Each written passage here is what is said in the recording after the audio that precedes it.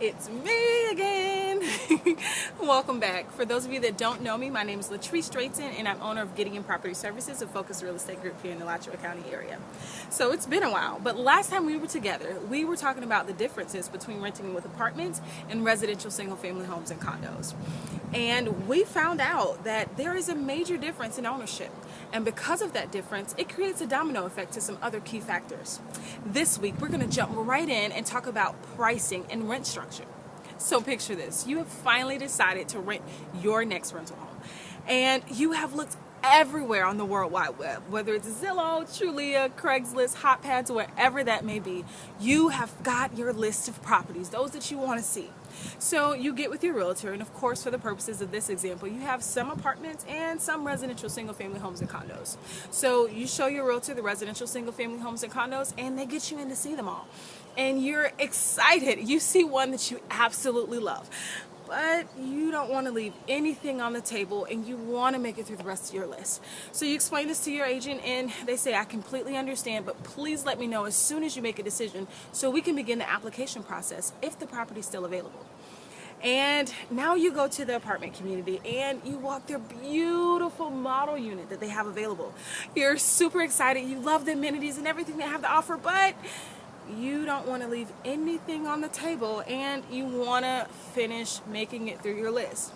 So the leasing representative smiles at you brightly and says, thank you so much for visiting our community. If you decide to sign with us within the next 24 hours, we can lock in your rate. What? Lock in my rate? What do you mean lock in my rate? Pause. Now, out of all of the differences and technicalities that come behind the pricing and the rent structure between residential single-family homes and condos and apartments, that is the moment you feel it. So what's up? Are the apartments trying to get over on you, or is this some sort of marketing strategy? What's going on? See, absolutely not. Let's dive in. So apartments use a system called LRO, or whatever it may be equivalent to that. Some call it YieldStar, some other programs that they use. However, it is a computer-driven algorithm that factors in all these different things that come from the market. Now, out of all of the different factors, they really boil down to three different categories. That's availability, seasonality, and desirability.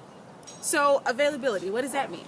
So they look at all of the comparable properties in the area, whether it is within that particular community or with their competitors, and look at all the available units.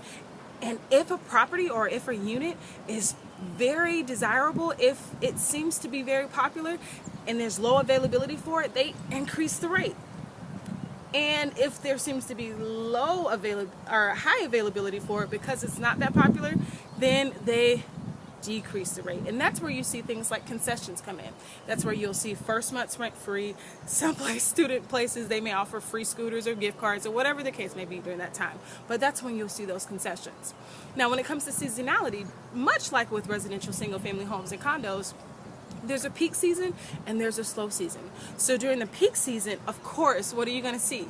Increased rates. And during the slow season, when properties or units don't rent as quickly, then you're going to see some of those decreased rental rates. And the last thing, desirability. That's when it comes to all of the amenities that you see and the beautiful upgrades that you may see in units as well.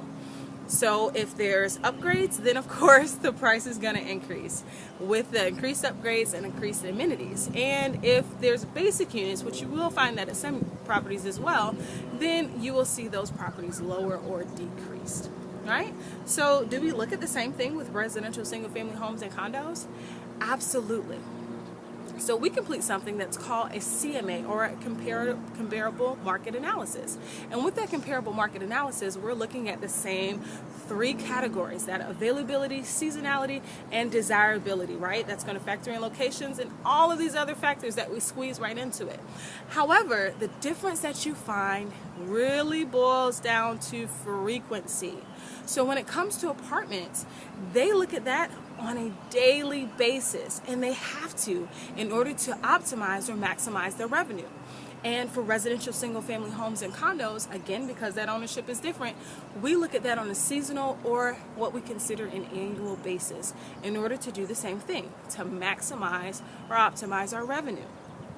So, as you can see, both systems, they all come back to the same goal and the same result. There's just a different way of doing it. So that's all the tips that I have for you today. But if you stick with me, next week we'll dive in some more.